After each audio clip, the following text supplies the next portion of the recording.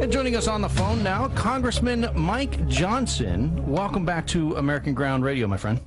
Hey, guys. Great to be with you, as always. So it's kind of been an interesting week in Washington, D.C., at least from our perspective back home. When I saw the whole thing with the shutdown and the Democrats are going to get on the plane and Nancy Pelosi disinvited the president to the State of the Union and the president disinvited her to military jets, I thought back, I wonder what Mike thinks about this, because he had that contract with civility, and we seem to have lost a little bit of that this week.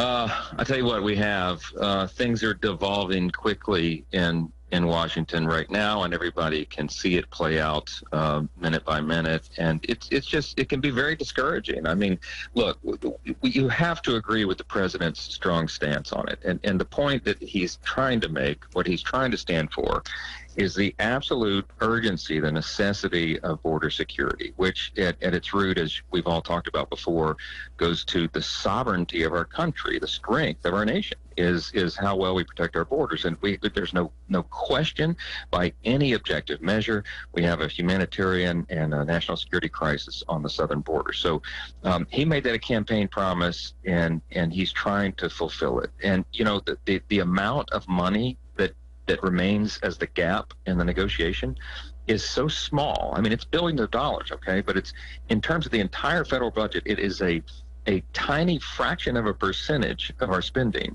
That is not the issue. This is politics. And Pelosi and the Democrats think they have the president over a barrel because the polling is going against him in most of the polls.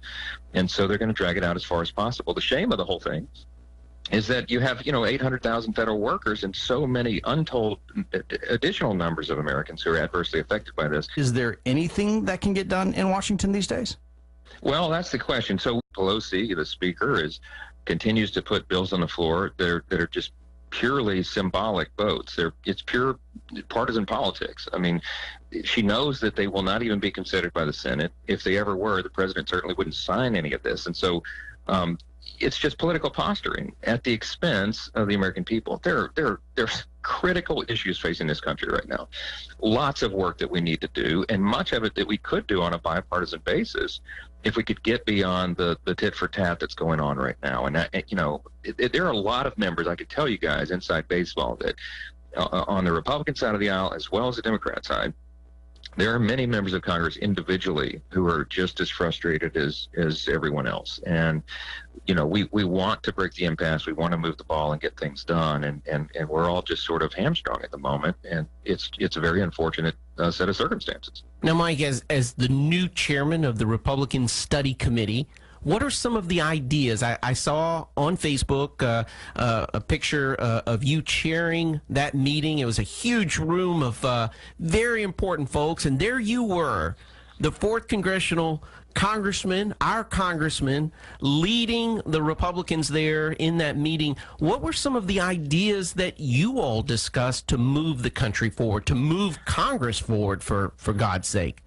Look, I'm super excited about this opportunity. We're humbled to be given the chairmanship of the Republican Study Committee, RSC. It's the largest caucus of conservatives in the Congress. We had 156 members in the last Congress, and in this one we'll have about 140, and because we had a lot of retirements and stuff. But look, it's every conservative name that anyone would know in the Congress. They're in this group, and my job is to quarterback it now. And so we're really excited. That meeting was the first of this Congress that we had last week, and we had an hour together, and already there was just so much energy, enthusiasm, ideas that are bouncing around the room.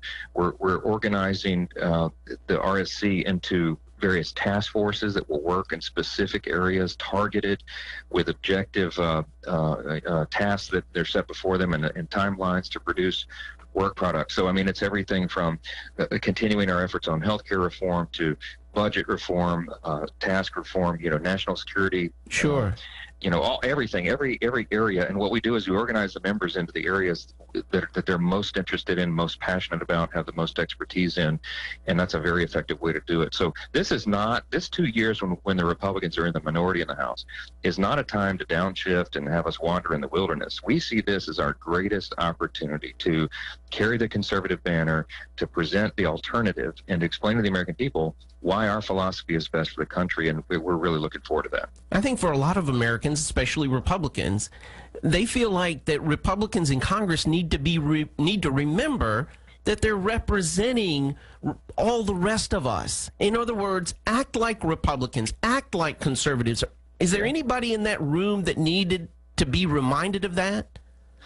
It's not the people in this group, it's some of the others, right? So the purpose of RSC, when it was founded in 1973, it was created to be the intellectual arsenal, the conscience of conservatism and the Republican Party and the Congress. The ship of state, to use a metaphor, will always tend to drift to the left unless you have steady hands at the wheel, driving it back to the right. And that's what we're doing. That's our role, and we relish it.